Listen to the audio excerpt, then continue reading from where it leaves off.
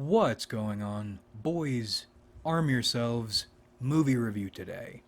Arm yourselves more relevant than ever this time.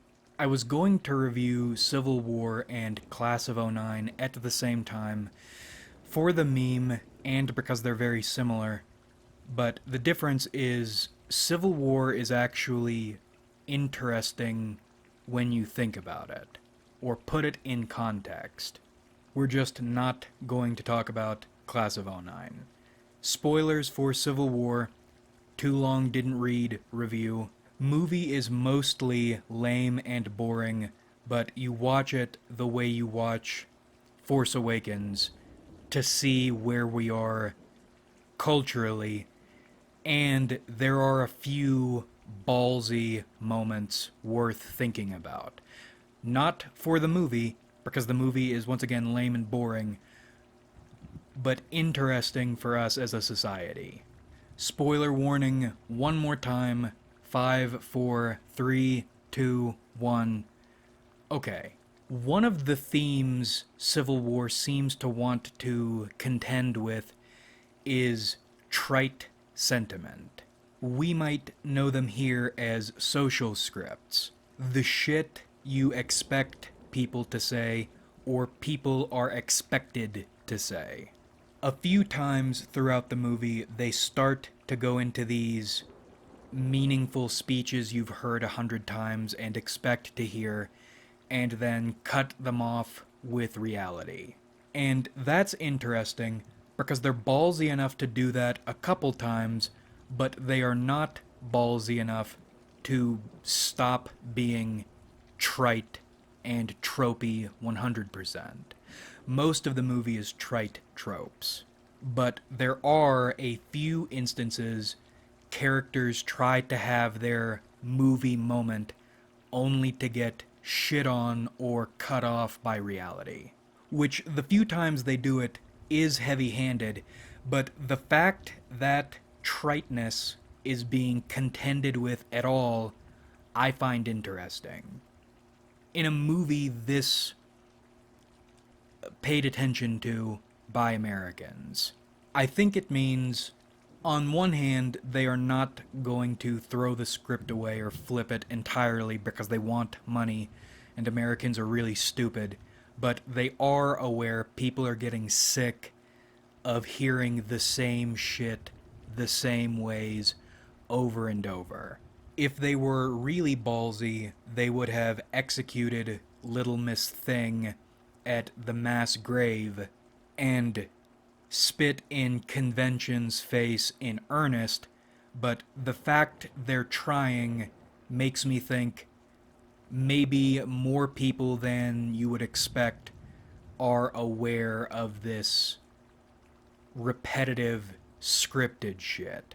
Not just in media and movies, but in life. The second interesting thing they did, the actually ballsy one, the really interesting one, was showing militiamen finding one of those brave men in uniform who protect our freedom and fucking executing them, followed by a music break. And I think this is the most interesting scene in this lame, boring movie in the context of our society for a bunch of reasons that we're going to break down.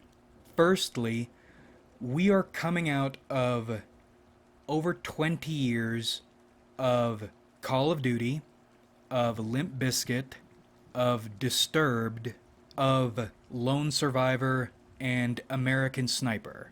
Top Gun 2. Top Gun 2. Not that long ago, actually. And a bunch of partisans find the representation of that wounded and sobbing and begging for life and then fucking headshotting it. Break into music. And people on both sides of the aisle nodding their heads and going, yeah, that. Get some. The movie sucks, but the fact that scene we're even seeing it, firstly, and it's being praised in a bipartisan manner. Ooh, that's freaky. Little weird. Fuck the movie, think about society. What does it mean for us that we're seeing this at all and a lot of people are agreeing with it, enjoying it? Important to note about this scene also is the militiamen, the partisans. That's a weird bunch. They're all wearing Hawaiian shirts, which is a reference to one thing. They are also the diversity crew, which is an indicator of another thing. And I don't say diversity in a bad way. When I am running my libertarian death squad in a few years, I intend to populate it with an eclectic collection of individuals of varying ethnicities, faiths, sexualities, and gender identities. No bullshit. But the fact the partisans, in terms of symbolism, are representative of a bunch of different ideas, groups of people, and they execute a wounded John Duty followed by music, that's really interesting to me. And there's no way that was an accident. The Hawaiian shirts and the ethnically and whateverly diverse groups operating as one against an oppressive state. Especially with the context, the Western forces are John Duty 2, modern warfare. Once again, I don't know what that means for sure, but it's the fact a lot of people of all colors and creeds like that scene. Colors and creeds and ideologies who would typically are not just would hate each other, but in that social script sort of way, the thing they were contending with originally, are contending with here, are expected to hate each other. Does the population hate or at least distrust enough to enjoy this scene, the state enough we can buy this and enjoy it? Together, divided not by party lines, but by power, I'd say. And the other interesting thing about this group of partisans is the contrast between these dudes and the first group of militia the whoever crew runs across, who are exactly the sort of people you're expecting, and probably would see, to be fair. Gross, stupid white dudes with ARs. You hate those guys, or you hate being affiliated with those guys, or at least that representation, that terrible misrepresentation of your high culture. We got what we expected first, the fuck white dudes with ARs message, and then we get into the Boogaloo Brotherhood message and sisterhood. Remember, we are an inclusive death squad. Remember, it's very interesting that they're the ones who get to face shot the personification of 20 years of resentment. Finally, the last few interesting things that aren't super interesting. The execution, which it startled me in the theater because I was not expecting it, is the most interesting in context of our society and times. But the other few interesting things in this long, lame, boring movie are the wider context, which you don't get to see, intentional, but it's weird enough I want to know more about that. And I'm sure if they showed that to us, they would fuck it up. So, thankfully, once again, interesting. It's interesting to think about, and I'm almost glad we don't really get all the context. There's a good story I'm going to enjoy thinking about somewhere out in the ether explaining how Texas and California teamed up. Because I can believe that, but God, that has to be one hell of a story.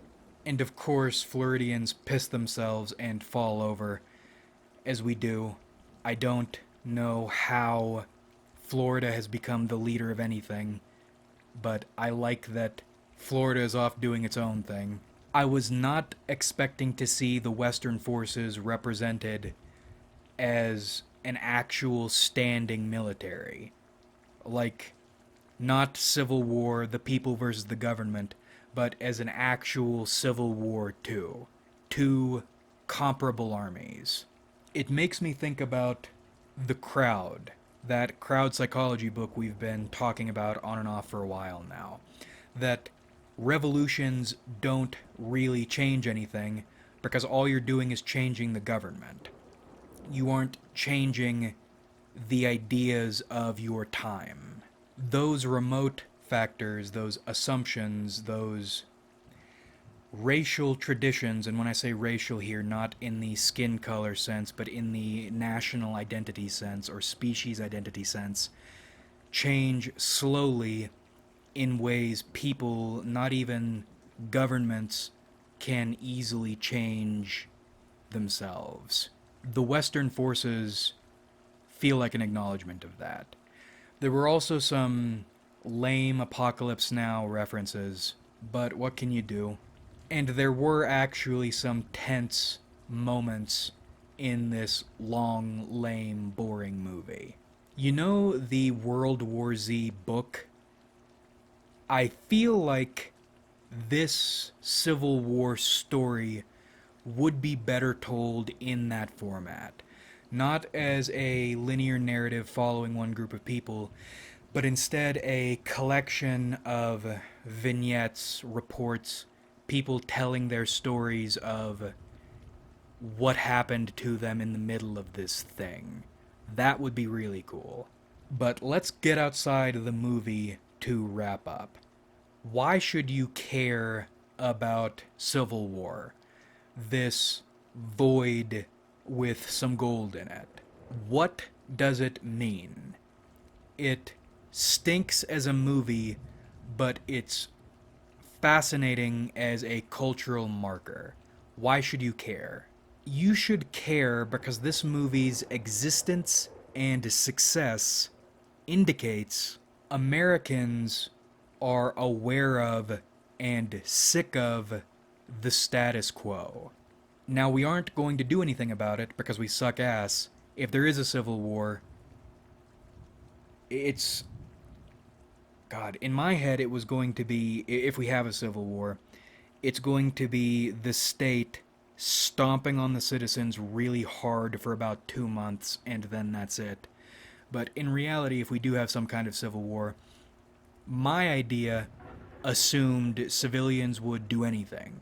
Americans suck, we aren't going to do anything. If we have a civil war, it's going to be state versus state, or government versus government, not people versus government, because that would require people to do anything, and we aren't going to do shit. Other than maybe riot a little too hard once, and then get stomped down. Nonetheless, I don't think now you need to convince the average American something is wrong. Not with the world, not with some other country, not with a word, but with us. And we might not agree on exactly what that is, but we agree it has something to do with shitty government, and we're sick of it. Not that we're going to do anything about it, but we're aware something's wrong, and what's wrong has to do, once again, both with us and with our government. Sick of it. And that's interesting considering our last 20 years. Civilians executed Soldier Man in this movie. This widely released, successful, well-reviewed movie. Very interesting. Like if you enjoyed, subscribe if you haven't.